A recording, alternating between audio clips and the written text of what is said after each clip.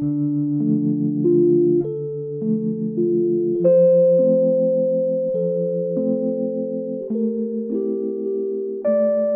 avez déjà entendu parler du musée des instruments de musique? J'en ai entendu parler, mais je ne suis jamais rentré visiter. Et quand vous voyez un instrument comme ça vous parle ou ça vous parle pas du tout? Il y a trop de métal pour que ce soit esthétiquement plaisant pour moi.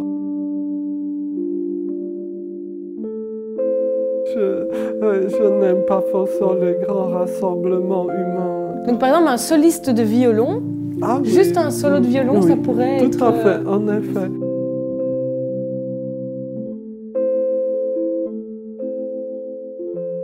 Joseph Chovanec, on vous a invité pour cette belle rencontre dans le but de parler avec vous d'autisme et surtout, j'ai envie de dire, d'inclusion.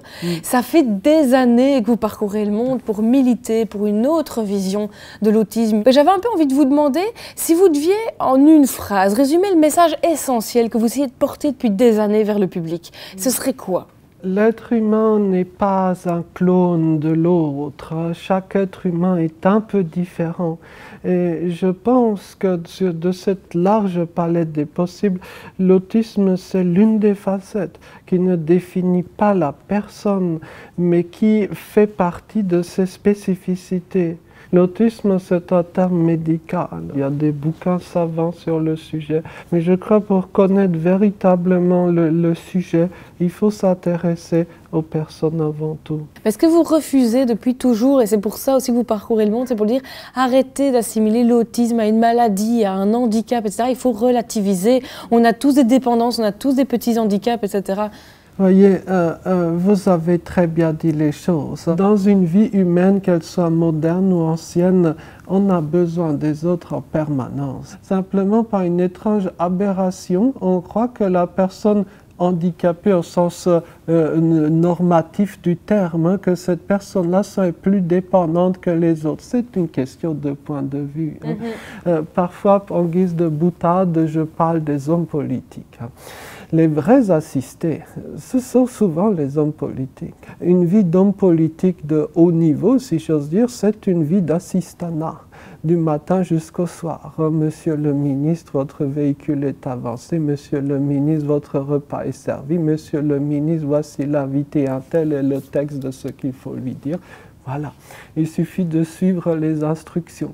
Et dans ce cas de figure-là, l'assistanat est socialement valorisé. C'est une dépendance qui ne choque pas, par mais exemple. La personne aveugle qui ne peut pas traverser la route parce que la route n'a pas été équipée d'un passage piéton adapté pour la personne aveugle, qui a donc besoin d'un bras pour ne pas se faire écraser par un fou du volant quelconque, on dira « Ah, cette personne est handicapée ». Il y a une hypocrisie dans les termes. Une hypocrisie, c'est le côté relatif des choses aussi, et apprendre à relativiser. Voilà, et il y a deux poids, deux mesures. Alors, je vais vous proposer de regarder une vidéo et de vous laisser réagir là-dessus. Pour moi, ça ne me change pas, c'est que non, je suis ce que je suis. Si on vous dit que vous êtes chauve alors que vous êtes déjà chauve, ça ne va pas vous rendre chauve encore plus. Et ça a changé pour moi.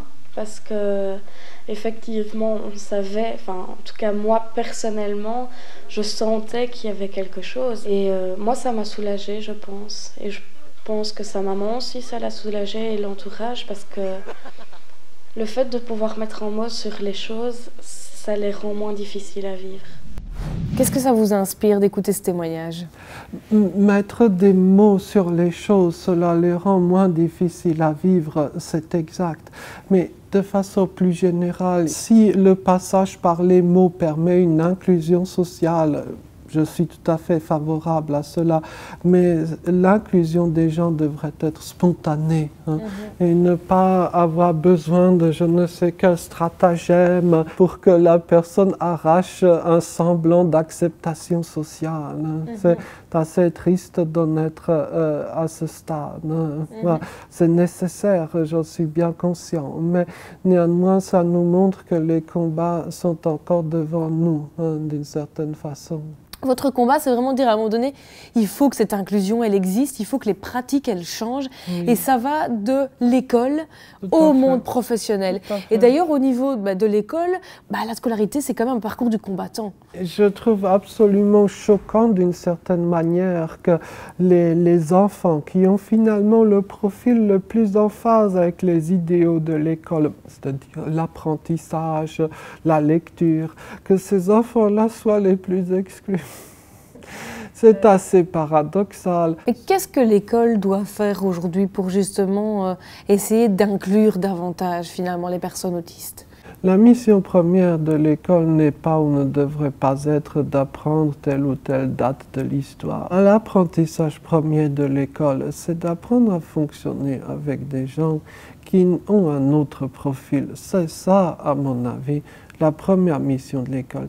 Et c'est ça, je crois, ce qu'on devrait retenir. Et donc l'étape après l'école, c'est l'université. Et à ce titre-là, vous collaborez depuis 2018 à un projet pilote à Toulouse. C'est un projet qui associe des universités et le monde de l'entreprise. Parce que la visée de ce projet, c'est aussi de faire le lien avec le monde professionnel. Parce que là aussi, il y a du travail à faire. Tout à fait. Nous sommes dans une société occidentale où finalement, si vous n'avez pas d'emploi, vous serez exclu. Donc l'idée, c'est de proposer un emploi au maximum de gens. Et sur le plan de l'autisme, il y a 1001 qualités que ces personnes peuvent avoir. Et je tiens bien à le souligner. Il s'agit bien de toutes les personnes autistes.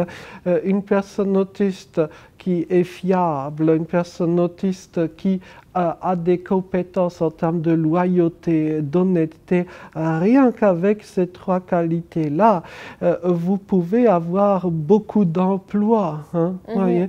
Et je suis convaincu que de plus en plus, à l'avenir, notre économie aura besoin de ces profils-là. Qu'est-ce qui cloche aujourd'hui? Qu'est-ce qui ne va pas dans le fait que le monde du travail n'inclut pas aujourd'hui ces personnes autistes? Justement, il y a des choses qui clochent. Que vous pourrez donner comme d'exemples concrets, par exemple, de choses qu'on pourrait modifier? Voilà.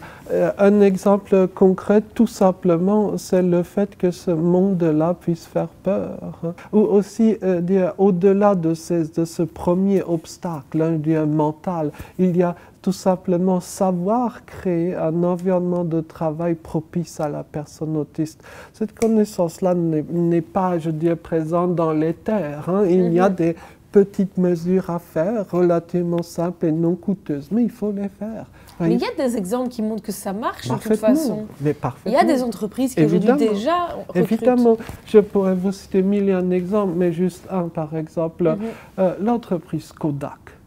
L'entreprise Kodak, qui a des difficultés financières pour diverses raisons, a embauché un camarade autiste non-verbal. Il ne parle pas. Voyez. Et il est chargé du débugage des logiciels, le contrôle qualité, comme on dit dans le jargon. Bref, voyez.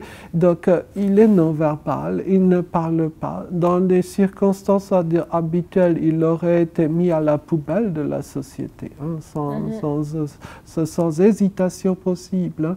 Simplement, vu qu'on a pris la peine de lui créer un cadre de travail sur mesure, il fait le travail d'une petite dizaine d'informaticiens. Vous avez souvent l'habitude de dire que des personnes qui ont des profils cognitifs différents, finalement, c'est un peu la clé pour avoir différentes façons de voir les choses. C'est ça la richesse de créer une équipe peut-être diversifiée. Si dans une équipe de 10 personnes, vous avez que des gens qui ont le même profil, tout le monde parviendra aux mêmes idées. Donc l'innovation sera nulle ou presque.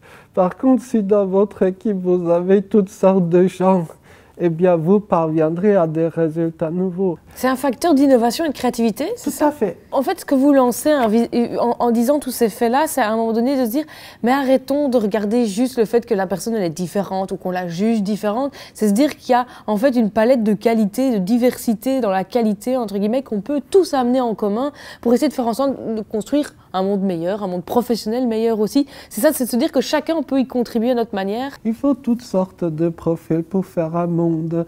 À une époque, quand j'avais la passion de l'Asie centrale, j'étais absolument fasciné par les tapis locaux. Vous voyez, les tapis d'Asie centrale, vous avez besoin de 1001 fils pour faire un tel tapis. Hein.